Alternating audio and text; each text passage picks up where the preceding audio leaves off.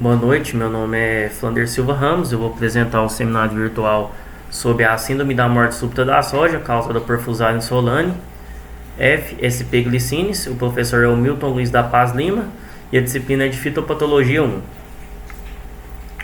O roteiro da minha apresentação é dividido em introdução, objetivo, desenvolvimento, materiais e métodos, sintomatologia, etiologia, epidemiologia, controle e referências bibliográficas. Então aqui na introdução a gente vai falar sobre o hospedeiro, né, que é a Glycinimax, o nome científico da soja. Ela é da família Fabaceae, surgiu na China, chegou ao Brasil em 1908 por imigrantes japoneses, que deram início do plantio dessa cultura na região sul do Brasil, né?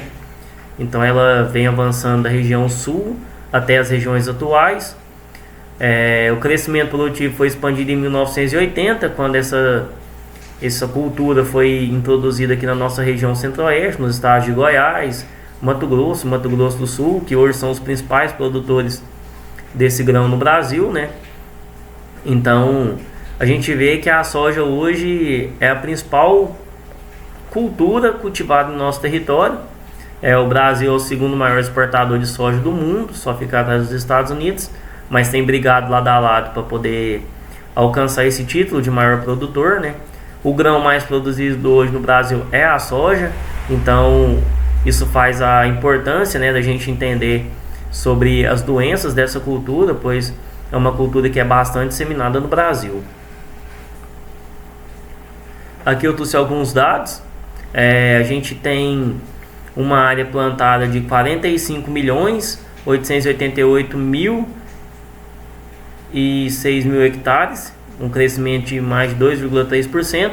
A produtividade caiu cerca de menos 5,5%. Isso leva assim muito em consideração ao problema climático que a gente teve esse ano, né? Porque já que esses resultados são da safra expectativa da safra 23-24, e agora com a incidência de chuvas, isso tende a cair mais essa produtividade, pois algumas áreas ficam difíceis de colher, né, devido à incidência de chuvas.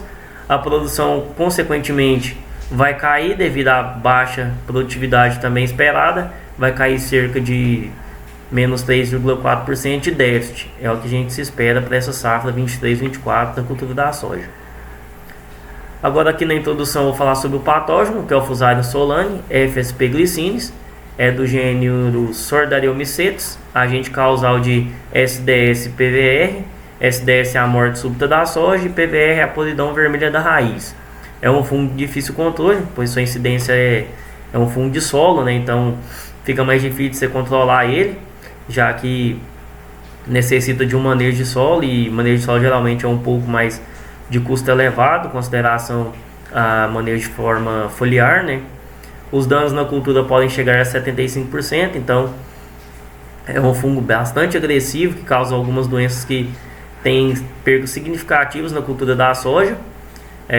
Os sinais dessa doença e desse patógeno aparecem geralmente no R5, mas a podridão vermelha da raiz pode se iniciar bem no início da cultura mesmo. Após a emergência da planta já pode se ver sinais da podridão vermelha da raiz. O hospedeiro, como eu falei, é a soja. O centro de origem dela é na China e no Japão. É muito utilizado na agroindústria para produção de alimento, né, para animais, como farelo de soja, um exemplo. Biocombustíveis, a produção de óleo de soja é o maior foco, né? Então é uma cultura que está relacionada bastante com a base alimentar mundial, não só do Brasil. O maior produtor, como eu já havia falado, é a região centro-oeste, né? Então é onde a cultura tem mais força de produção, de área plantada. Ela demanda grandes investimentos em pesquisa e tecnologias, pois é a cultura mais plantada hoje no Brasil. Então você tem que trazer força ao produtor, né? Conhecimento técnico. Então é necessário muita pesquisa para desenvolvimento de novas cultivares que ajudam no manejo dessas doenças, também que aumentam a produção, e também cultivares que possam ser plantadas de forma mais adequada à sua área, à sua condição, né? O fungo que vai afetar a soja é o Fusarium solani, que foi descoberto em 1821 por Gray. As perdas, como eu falei, podem chegar até 75% causadas por Fusarium. Aí aqui a gente tem a imagem de uns grãos de soja. Ao fundo meio desfocado a gente dá para ver que é uma lavoura, né? Tem alguns pés de soja no fundo. Agora eu vou falar sobre a doença. A doença, como eu falei, é causada por um fungo de solo, que é favorecido pelas boas condições climáticas tropicais. Então, o que fungo gosta é umidade e temperatura, né? Então, o nosso clima brasileiro é propício para a incidência desse patógeno, desse fungo. Ele afeta folhas, raízes e vagens. A questão das folhas vai causar o sintoma de carijó, né? Então, a folha também é muito importante, né, para a planta, é onde você vai ter área fotossintética da planta, onde ela vai produzir fotossimilados para a nutrição e seu desenvolvimento. As raízes também é muito importante para a sustentação à planta, para recolher nutrientes, né? Isso evita com que a planta acame e também dificulte a colheita. E as vagens, as vagens é o foco principal, é onde você vai produzir o grão, que é o foco principal da planta, né? Do cultivo dessa planta, que a gente quer o grão.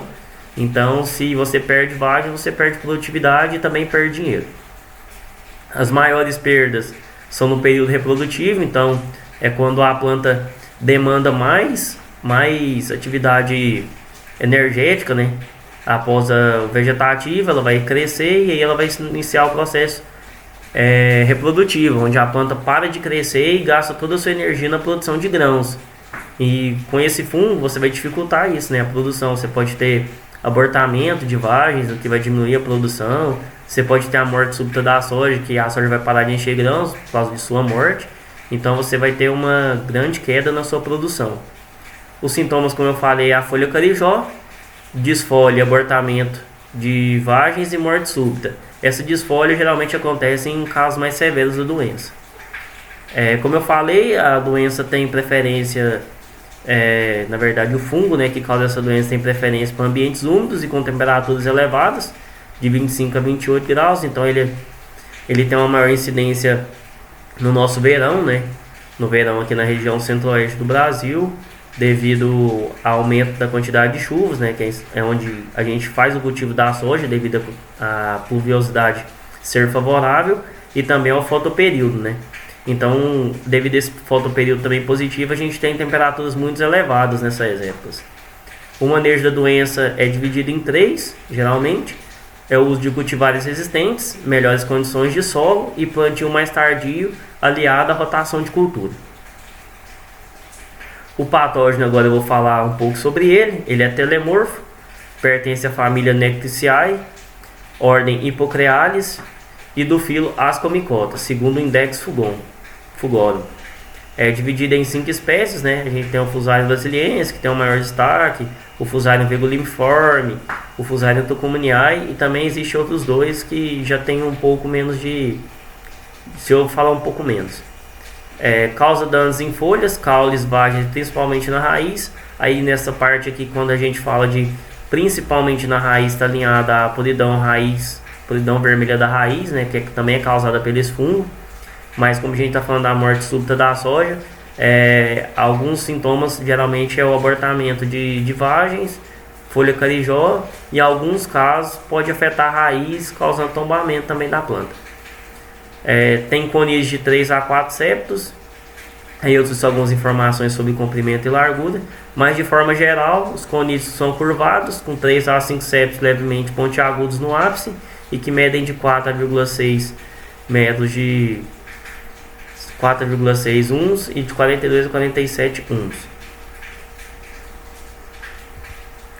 Agora eu vou falar sobre o objetivo do trabalho. O objetivo deste boletim técnico era descrever a sintomatologia, etiologia, epidemiologia e controle da síndrome da morte súbita da soja, que é causada por Fusarium solani, F, SP e glicines.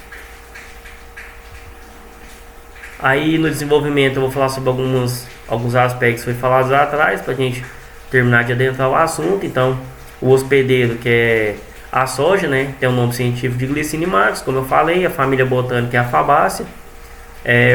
Esse fungo, esse patógeno vai causar a síndrome da morte súbita, que é o SDS, ou podridão vermelha da raiz, que é o podridão vermelha das raízes, que é o PVR, né? Aqui a gente está dando mais enfoque na síndrome da morte súbita. O agente causal é o Fusarium solani, FSP glicines, A coleta das plantas utilizadas para a construção desse boletim técnico foram coletadas em Urutaí, na data de 9/2/2023. E aí a gente tem algumas taxonomias desse fungo, né? Ele é do reino Fungi, da divisão Ascomycota, subdivisão Pesiomycota, classe Sordaromycetes, subclasse Hippocreomycetidae, ordem Hippocrealis, família Nectriciae e gênero Nectria, sp. Agora eu vou falar sobre os materiais e métodos. Foi dividido em 7 etapas. A primeira etapa que a gente tem aqui é o preparo das lâminas por meio de pescagem direta, né? Então, no laboratório de fitopatologia, as amostras da região do colo da soja que apresentavam sintomas de avermelhamento foram analisadas utilizando microscópio e estereoscópio. Utilizando esse equipamento e detectando-se os sinais, foi utilizada a técnica da pescagem direta, né? Instrumentos pontiagudos ou estilete ou pinça de relojoareiro foi utilizado para pegar os propágulos do agente que foram transferidos para lâminas microscópicas contendo fixador lactofenol. A quantidade de propágulos foi distribuída na área de 18 por 18 milímetros, correspondente ao tamanho da lamínula. Aí depois foi preparado as lâminas, né, por meio da técnica da fita adesiva. A partir do uso de fita adesiva, fragmentos foram recortados e prensados sobre lesões de face abaxial e adaxial. Numa lâmina microscópica, uma pequena quantidade de fixador de lactofenol foi depositada em rastro na superfície. Então a parte da cola da fita adesiva foi depositada sobre a solução. E o excesso de fixador foi retirado com papel absorvente. Não utilizou-se procedimento de lamínula. Aí depois foi feito o isolamento de tecido doente pelo fungo, com o auxílio de um bisturi, né? Previamente flambado também, recortou-se a área do tecido sadio e doente, fragmentos de tecido vegetal sintomático. Esses fragmentos, com o auxílio de uma pinça e tesoura, foram fragmentados e depositados numa peneira esterilizada. A partir da solução de álcool, depositou-se os fragmentos contidos na peneira. Em seguida, apanhou-se a peneira e transferiu-se os fragmentos para a solução contendo hipoclorito de sódio pelo tempo de 1 minuto. Aí depois foi 1 minuto no álcool, imersivo no álcool, e depois 1 minuto imersivo na água para fazer a limpeza. Aí, com o auxílio da pinça estéreo e papéis filtro autoclavados na câmara de fluxo laminar, os fragmentos foram secos. Depois apanhou-se os fragmentos e transferiu-se 5 propágulos depositados de forma equidistante para o meio de cultura agar-água. Na câmara de fluxo laminar foi transferido para a câmara de fluxo laminar. Imediatamente as bordas das placas de PET foram flambadas e vedadas, né, com o uso de papel plástico, e permaneceram sob incubação num período de 12 horas de luz, 12 horas de escuro, a temperatura de 25 graus Celsius durante 48 horas. Depois utilizou-se a técnica do recorte de micélio na câmara de fluxo também, com meio de cultura batata Detrox agar. Aí depois pegou esses recortes de micélio e transferiu-se os padrões de micélio mais frequentes com a parte de micélio voltada para o meio de cultivo. Imediatamente as bordas das placas de PET foram flambadas e vedadas e voltaram para a câmara de fluxo com 12 horas de luz, 12 horas de escuro, temperatura de 20 graus Celsius durante 48 horas. As lâminas semipermanentes foram preparadas pelo método de pescagem direta, foram realizadas para a identificação do agente isolado em condições axênicas. Aí depois foi feita a fotografia dos sintomas, né? Utilizando a câmera fotográfica da marca Canon, ES Rebel T6i. Utilizou-se diferentes procedimentos de registro dos sintomas. Inicialmente sobre diferentes cores de fundos, depositou-se a amostra com ou sem lâmina de vidro antirreflexo para fotografias. Registrou-se frente e o verso das folhas, aproximando o zoom fotográfico para demonstrar o formato das lesões também na frente e no verso. Utilizando luz natural do dia, realizou-se o mesmo procedimento de registro da frente e verso da folha, com detalhes aproximados pelo zoom fotográfico dos sintomas na frente e verso também. Utilizou-se o ambiente para o fundo azul do céu. Por vezes, algumas fotos foram obtidas indicando o sintoma na frente de uma fonte luminosa, visando outra categoria de captura microscópicas. As imagens foram agrupadas macroscopicamente, incluindo imagens dos sintomas com baixa e alta severidade, na frente e no verso, demonstrando variação sintomatológica de cores, formas das lesões e, por fim, a adição das fotografias dos sinais obtidos em microscópio e estereoscópio. Aí, na quinta etapa, é o agrupamento de imagens para sintomatologia. É a partir das imagens previamente editadas, né, utilizando um formato A4 numa página PowerPoint. A ordem da organização das imagens procedeu-se a partir de sintomas da planta inteira no campo, fase abaxial e adaxial com baixa severidade, fase abaxial e adaxial com alta severidade, detalhes diferenciais das lesões na frente e verso, procurando a variabilidade sintomatológica, e fotografias de microscópio e estereoscópio. Essas fotografias foram agrupadas de origem da prancha de sintomatologia, que segue uma ordem do maior tamanho de escala para o menor. Depois foi utilizado o método de fotografia dos sinais utilizando estereomicroscópio. Em ambas as faces foliares foi detectada a presença de sinais em microscópio hetereoscópico. Foi registrado utilizando câmera digital. As imagens foram recortadas também, utilizando editor de imagem, dando ênfase à estrutura de interesse. E por último, foi feito o agrupamento de imagens para etiologia, né? A partir das diferentes categorias de lâminas obtidas, utilizando o microscópio triocular, Nikon H550L acoplado a uma câmera digital, imagens microscópicas nos aumentos de 200 vezes, 400 vezes, 600 vezes foram obtidas.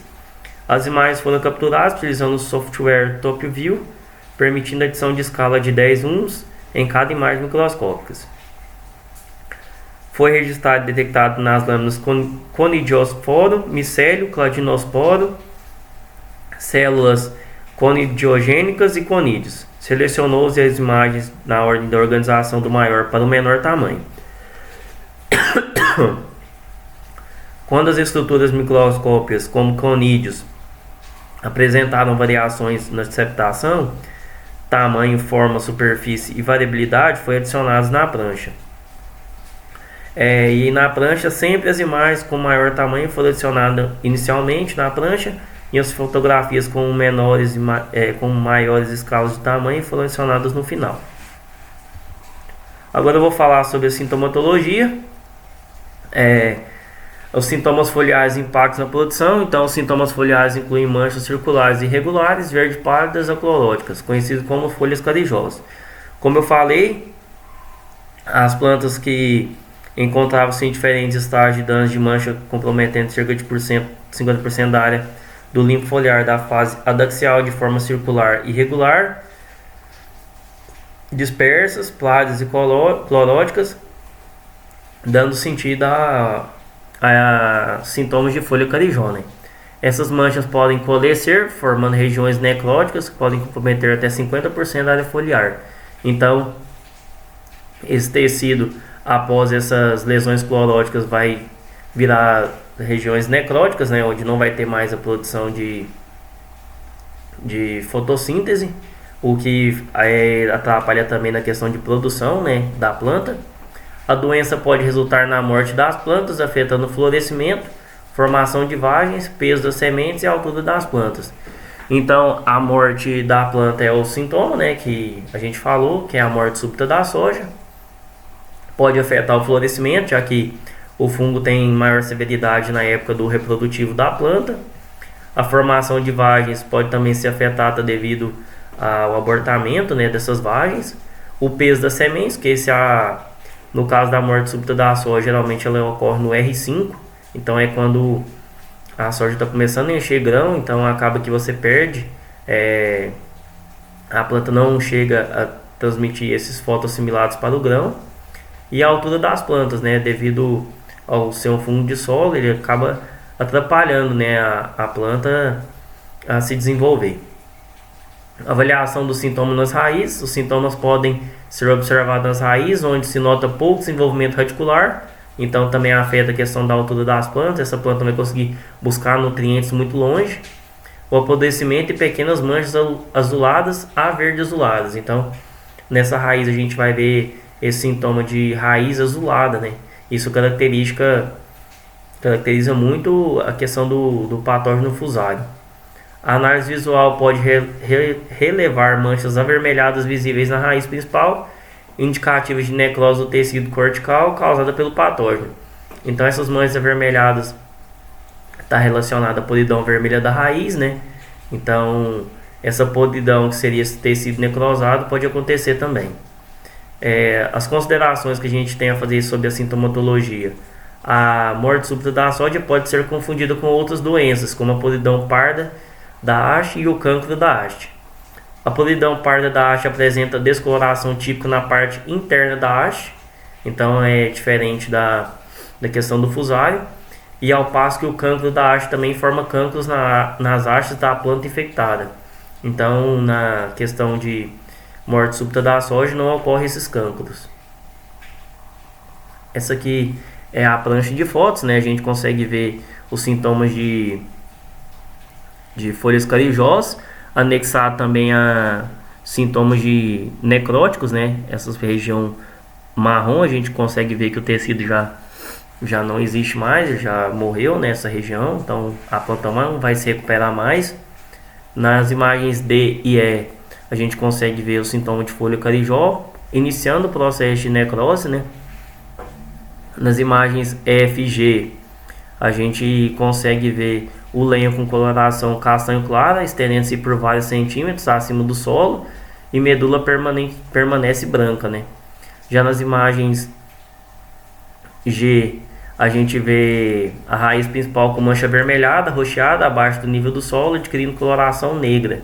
Então a gente vê o sintoma da podridão vermelha das raízes, né? Também nas imagens H a gente tem algumas imagens da raiz. E na imagem I a gente consegue ver o grande desenvolvimento, né, da podridão vermelha da raiz, né, principalmente na raiz principal. Agora eu vou falar sobre a questão da etiologia. Inicialmente, como a gente já falou, o agente causal da síndrome da morte súbita da soja. O Fusarium solane, caracterizado por um fungo mitospórico e fomiceto, pertence à antiga divisão Deuteromicetes, ordem Moniliaceae e família Turbuculariaceae.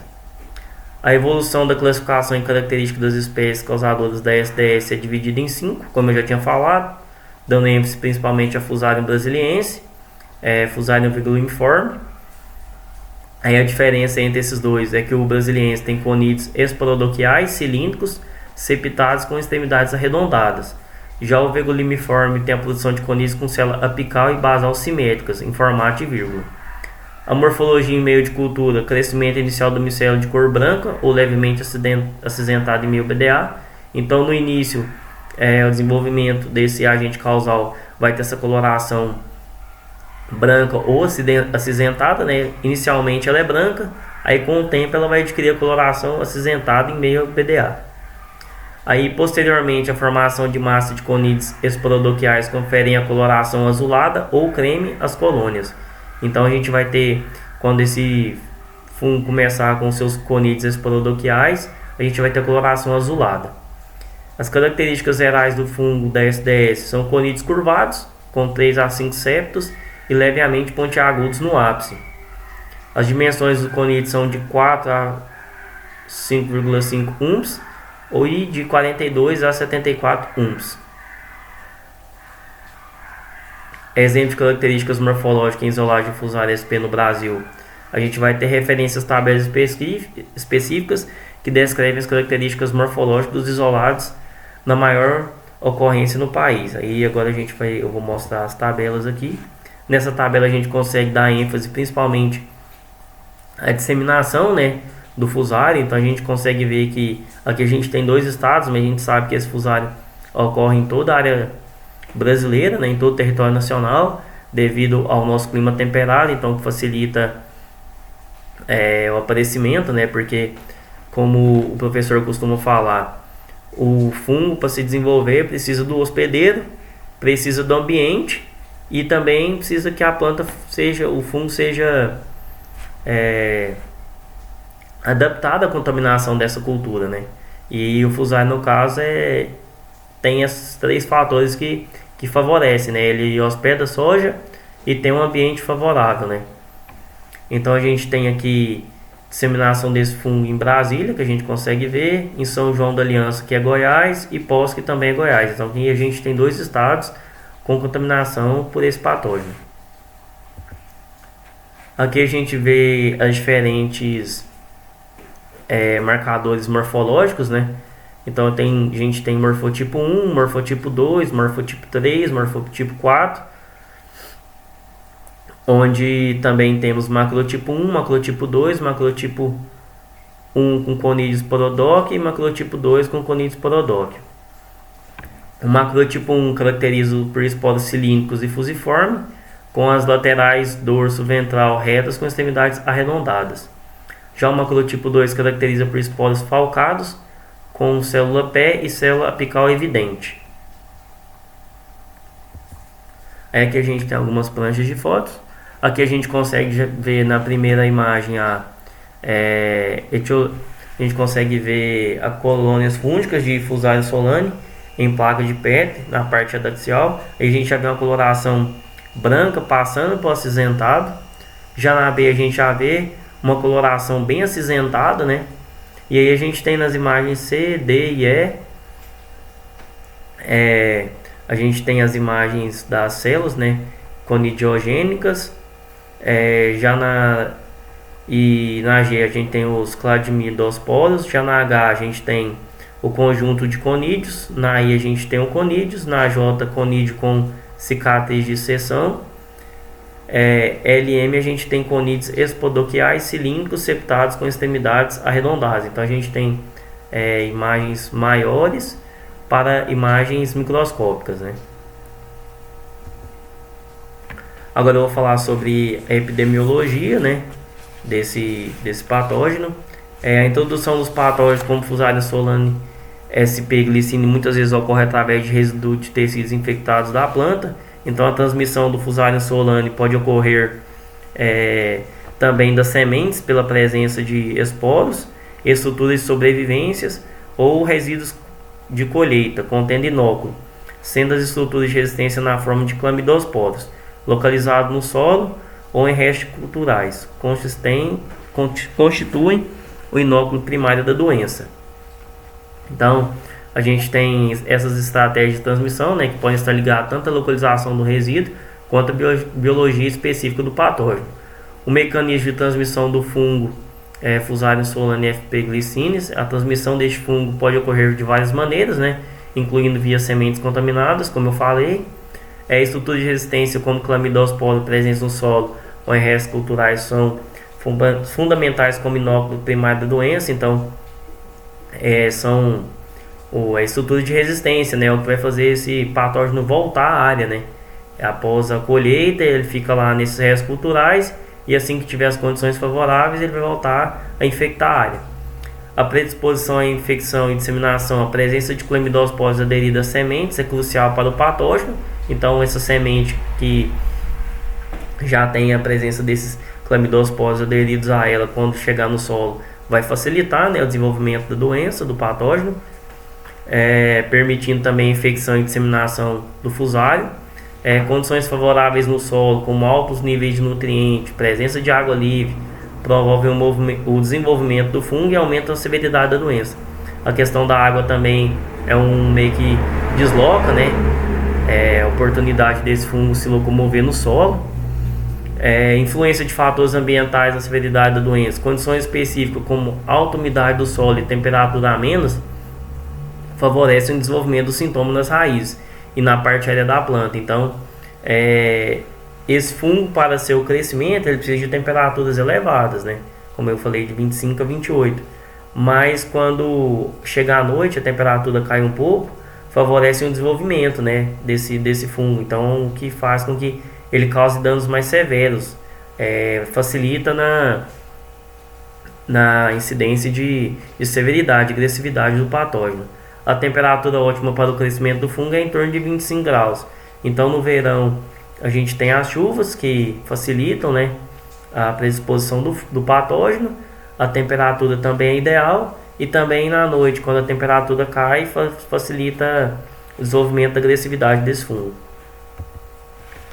A distribuição e persistência do conídeos e clamidosporos. Os conídeos são disseminados pela água no solo e podem se converter em clamidosporos. Então, conídeos são estruturas menores, né? Já o clamidosporos são estruturas de resistência que em poucos dias persistem no solo ou em restos culturais. Então, essas estruturas de resistência vão ficar no solo e em restos culturais, como palhada, plantas que também são hospedeiras desse fungo. A densidade populacional de umidades formadoras de colônias está relacionada com a severidade da podridão vermelha da raiz. Então, quanto mais unidades formadoras de colônia, mais a severidade de podridão vermelha da raiz também é frequente. O modo de penetração do fungo na raiz. O modo exato pelo qual o fungo penetra a raiz ainda não está completamente esclarecido, mas parece ocorrer de forma direta durante a germinação do clamidosporo, que é a estrutura de resistência, ou os macronídeos. A variedade genética do fungo Fusarium solani. Fusarium solani apresenta grande variabilidade genética, que pode influenciar sua capacidade de infecção e adaptação.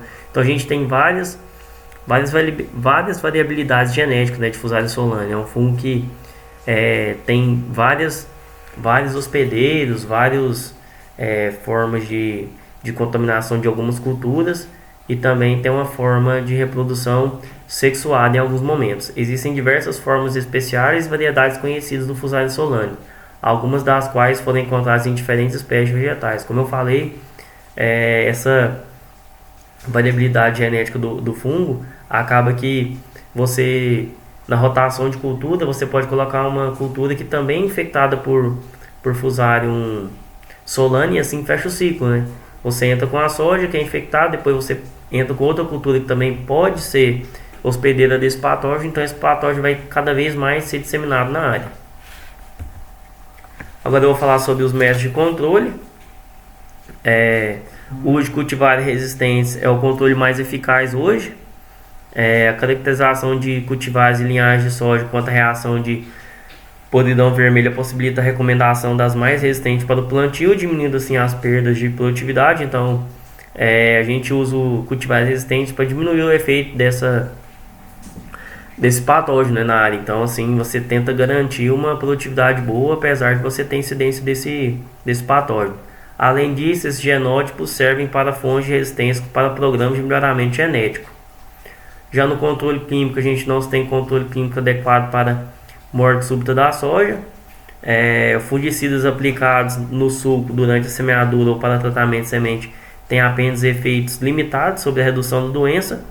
Já fungicidas aplicados nas folhas não apresentam nenhum efeito, presumidamente porque mesmo fungicidas sistêmicos normalmente não se movem em direção ao sistema radicular da planta, local da infecção, já que é um fungo de solo. Então, apesar de você fazer esse fungicida nas folhas, esse fungicida não vai conseguir translocar para chegar na raiz a ponto de afetar esse fungo que está presente no solo. Os produtos que são mais utilizados para o controle do fusário é bendazol, que é o carbendazim, o Captana SC Captana, e esses produtos eu achei no Agrofit, né, que está aqui no boletim técnico, que foi encontrado no Agrofit, o Ministério da Agricultura e Pecuária. O controle físico, plantio convencional e revolvimento do solo, ajuda a diminuir significativamente o efeito da doença na soja. Então, solos compactados impedem a percolação de água e restringem o crescimento radicular. Chuvas excessivas também contribuem para saturar esses solos, o que favorece o desenvolvimento da doença, como foi falado na epidemiologia. Os clamidosporos e os conídeos podem se movimentar por meio dessa água, né? Corrigindo problemas de compactação e permeabilidade do solo, pode-se reduzir o risco de podridão vermelha da raiz. A aração, escarificação, subsolagem ou procedimentos similares no manejo de solo melhoram a drenagem, interferindo positivamente a posição de resíduo de colheita, bem como na composição microbiana do solo, favorecendo competidores e inimigos naturais. Então, a verdade que a ajuda do plantio convencional é isso, né? Você revolver esses restos culturais, às vezes você vai enterrar esse conídeo, né? Aí ele não vai chegar a esporular, e também na questão de filtração da água, né? Taxa de incidência de água na área. Então essa água não vai se movimentar por cima do solo, porque quando você faz esses manejos de escarificação, gradagem, você acaba aumentando a porosidade do solo e isso a água incorpora mais rapidamente, né? E também você favorece incidência de micros naturais na área através de micro-organismos, né? Que aí você está revolvendo esse solo, você vai ter mais matéria orgânica que estava em cima e vai chegar para a parte de baixo, que vai ser decomposto, e isso pode afetar também a questão do fungo. Já o controle cultural, né? A gente tem a semeadura antecipada e frio são fatores que predispõem à infecção. Então, semeadura muito cedo e frio favorece a incidência desse patógeno. Plantio tardio, além de utilização de cultivares precoces, pode minimizar as perdas. A rotação de cultura com sorgo e trigo também reduzem a população de Fusarium sp. Então, o sorgo e o trigo são culturas que têm uma menor incidência da população de Fusarium, né? Então, você acaba diminuindo um pouco desse fator de reprodução. E o controle biológico é a utilização de Trichoderma sp via suco de plantio ou inoculação de sementes.